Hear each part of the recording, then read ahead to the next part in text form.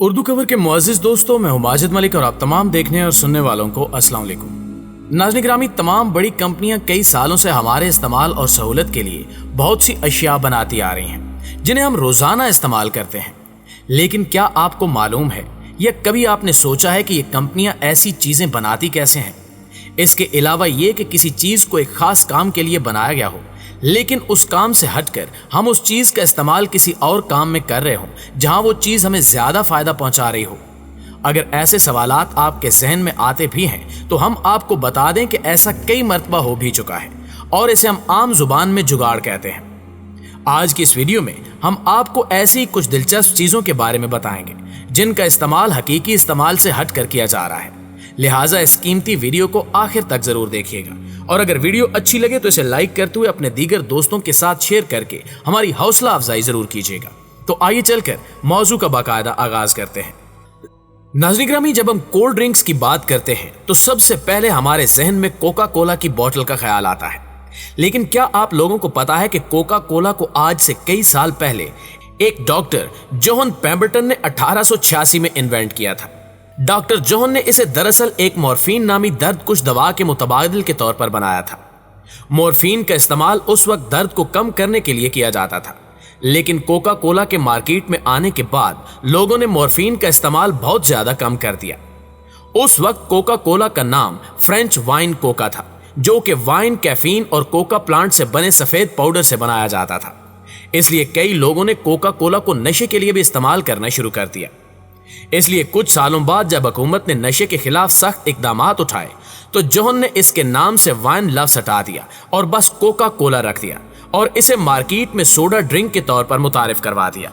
لیکن اس کو بنانے کے لیے کوکا پلانٹ کا پاؤڈر ابھی بھی استعمال کیا جاتا ہے، لیکن 1903 میں حکومت نے اس کے خلاف بھی ایکشن لیا اور کوک کی بوتل میں ڈالنے والے اس پاؤڈر پر بھی پابندی لگا دی، جس کے بعد کوکا کولا کو صرف سافٹ ڈرنک کے طور پر ہی استعمال کیا جانے لگا، جو ہم آج بھی استعمال کرتے ہیں، اور اس وقت کوکا کولا دنیا کے سب سے مشہور سافٹ ڈرنک کے نام سے جانی جاتی ہے۔ اس کے بارے میں شاید ہی کسی نے یہ گمان کیا ہوگا کہ دنیا کے مشہور سافٹ ڈرنک کے بنانے کے پیچھے یہ وجہ رہی ہوگی۔ معزز دوستو، 1850 کے دور میں تیل کی فیکٹریوں میں کام کرنے والے مزدوروں کو بھاری مشینوں کے ساتھ کام کرنے میں کافی مشکل کا سامنا کرنا پڑتا تھا، کیونکہ مشینز لگاتار کام کرتی تھیں، جس کی وجہ سے ان میں ایک بہت ہی عجیب قسم کا ویکس مٹیریل بن جاتا تھا، جسے ان مزدوروں نے روڈ ویکس کا نام دے دیا۔ اس ویکس کی وجہ سے مشینز ٹھیک سے کام نہیں کر پاتی تھیں، اس لیے بار بار ان مشینز کو صاف کر کے اس ویکس کو باہر نکالنا پڑتا تھا۔ تاہم کچھ مزدوروں نے حادثاتی طور پر اس ویکس کو اپنے کٹے اور جلے ہوئے زخموں پر لگانا شروع کر دیا۔ حیران کن طور پر اس عمل سے ان کے یہ زخم تیزی سے بھرنے لگے۔ اس بات کی اطلاع جب ایک کیمیکل ریسرچر رابرٹ چیز ربرو کو ملی تو اس نے اس ویکس پر اپنی ریسرچ شروع کر دی، جس کے نتیجے میں اس نے پیٹرولیم جیلی کے نام کی ایک ویکس تیار کی جو کسی بھی زخم کو بہت آسانی کے ساتھ بھر دیتی تھی۔ رابرٹ نے پورے نیو یارک میں اپنی اس ایجاد کی ایڈورٹائزمنٹ کی، جس میں یہ اپنے ایک ہاتھ کو لائٹر کی مدد سے تھوڑا سا جلا لیتے اور اس پر یہ ویکس لگا دیتے، جس سے ان کا یہ زخم بہت جلدی بھر جاتا۔ ان کی عجیب مارکیٹنگ ٹرک چل پڑی اور کئی فارماسیوٹیکل کمپنیز نے اسے خریدنا شروع کر دیا، اور بعد ازاں اس پروڈکٹ کو ایک بہت بڑی کمپنی کی شکل میں دنیا کے سامنے متعارف کروایا گیا، جسے آج ہم ویزلین کے نام سے جانتے ہیں۔ اس ویزلین کو آج بھی خشک جلد اور زخموں کے لیے استعمال کیا جاتا ہے، یہاں تک کہ رابرٹ کو اپنی بنائی اس ویزلین پر اتنا بھروسہ ہو گیا تھا کہ وہ کہنے لگا کہ اس کی یہ ویزلین کسی بھی بیماری کو ٹھیک کر سکتی ہے۔ اس لیے جب رابرٹ کو ایک بار پلیورسی نامی بیماری ہوئی تو انہوں نے اپنے پورے جسم پر ویزلین لگا لی۔ یہی نہیں بلکہ انہوں نے ویزلین کا ایک چمچ خود کھا بھی لیا۔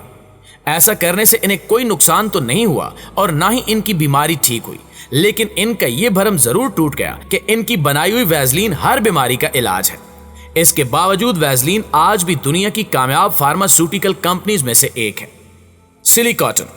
ناظرین گرامی، جب دوسری جنگ عظیم کے دوران زخمی ہونے والے فوجیوں کو میڈیکل کیمپ میں لے جایا جاتا تھا تو ان کی مرہم پٹی کے لیے بہت سی پٹیاں اور کارٹنز استعمال ہوتی تھی، لیکن جب ان چیزوں کی کمی ہونے لگی تو کیمبرلی کلارک نامی کمپنی نے اس مسئلے کا حل دریافت کر لیا۔ انہوں نے ایک نئے طریقے کا مٹیریل بنایا جو لکڑی کے بورے اور پلانٹ فائبر سے بنا ہوا تھا، جس کا نام انہوں نے سیلی کاٹن رکھا۔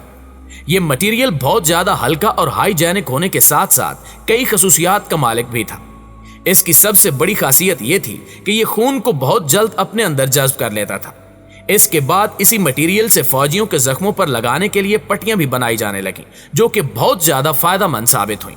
ناظرین گرامی، ببل ریپ کے بارے میں ہم سبھی اچھی طرح جانتے ہیں کہ ایک بہت سی عام سی چیز ہے جسے ہم سب نے کسی نہ کسی پیکنگ باکس میں دیکھا ہی ہوگا، لیکن شاید آپ کو یہ جان کر حیرت ہو کہ اسے پیکنگ باکس میں چیزوں کو محفوظ رکھنے کے لیے نہیں بلکہ کسی اور کام کے لیے بنایا گیا تھا۔